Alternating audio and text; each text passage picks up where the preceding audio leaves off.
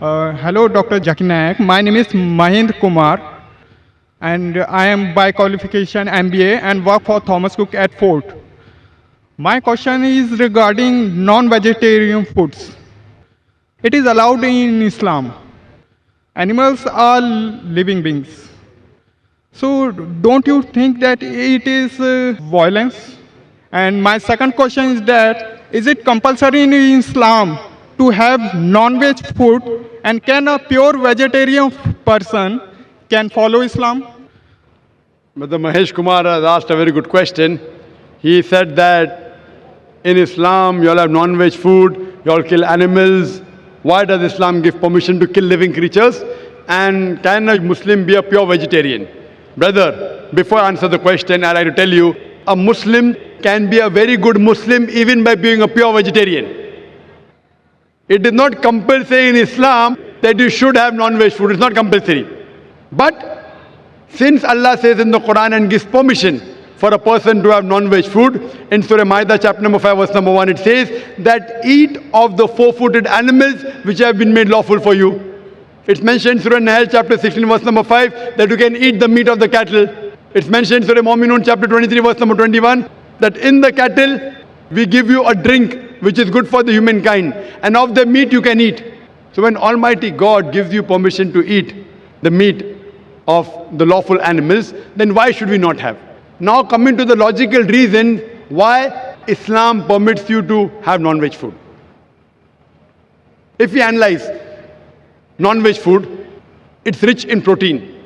The human body, it requires 23 amino acids, out of which 8 are not made in the human body. It should be given by external diet, which are known as essential amino acids. Now these all 8 essential amino acids are present in no kind of vegetable food together. It's only present in flesh food.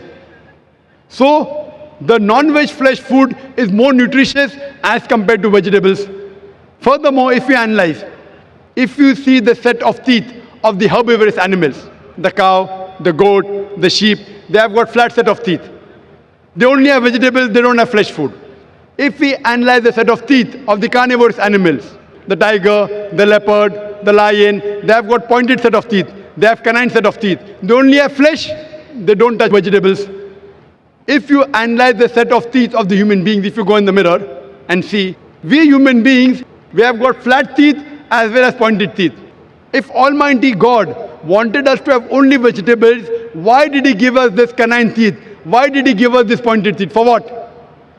But naturally to have non-veg food, to have the flesh food. Furthermore, if we analyze the digestive system of the human being, if you compare it to the herbivorous animals, cow, goat, sheep, they can only digest vegetables.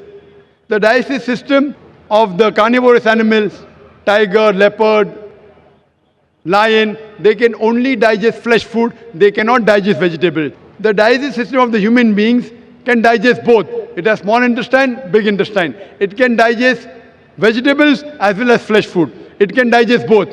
So if Almighty God wanted us to have only vegetables, why did He give us the digestive system which can digest both? As far if you analyze, many of the Hindus think that Hinduism prohibits the eating of flesh food.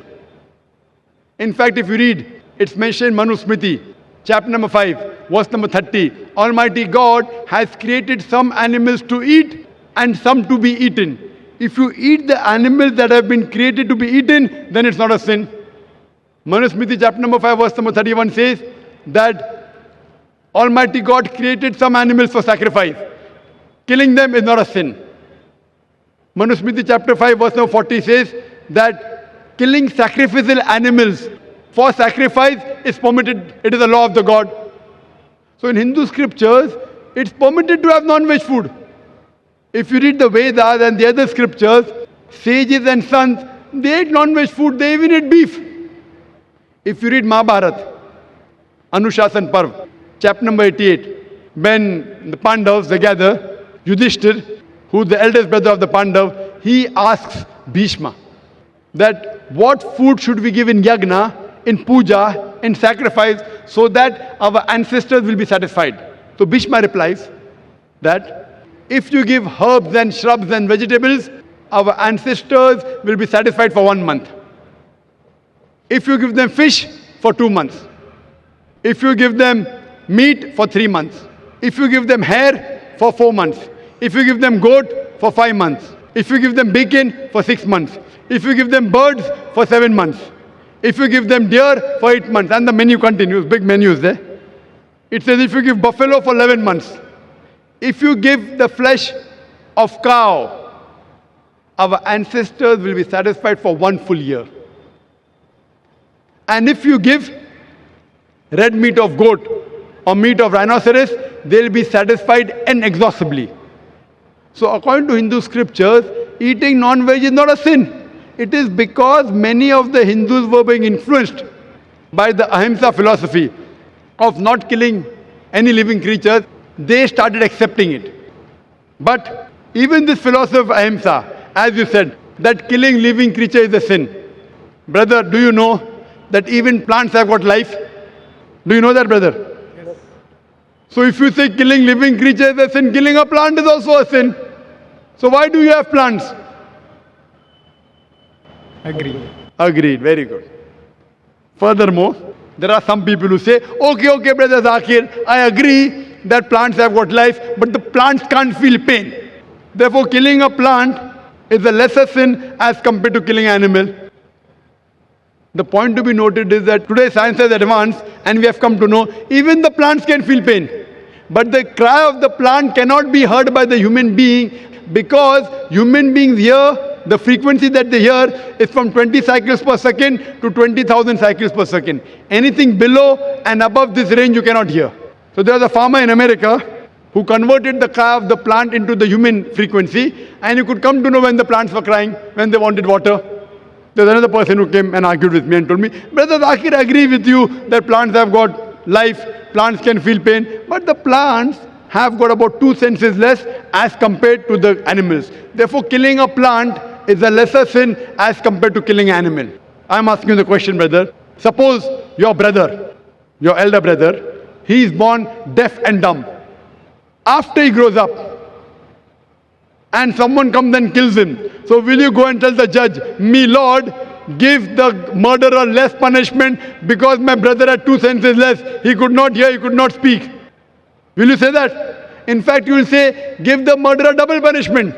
He could not hear, he could not speak. My brother was masoom, he was innocent. So in Islam, it does not work like that, 2 senses or 3 senses. The Quran says in Surah Baqarah, chapter number 2, verse number 168, eat of the good things we have provided to you. As long as the food is halal, it's tayyib for you, you can have it. And furthermore, I personally have got no problem if the non-Muslim don't have non-veg.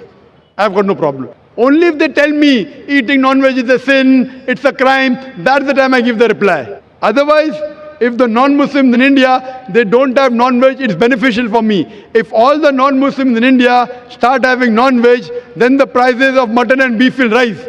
It'll be more expensive for me to have it. So personally, I've got no problem. Hope that satisfies your question, brother. Yeah, definitely, sir. So now, if you want, you can yet be a good vegetarian. If you want, you can eat non-veg also. Eating non-veg will keep you more healthy. You can have, but even if you want to be a pure vegetarian, it's not a sin.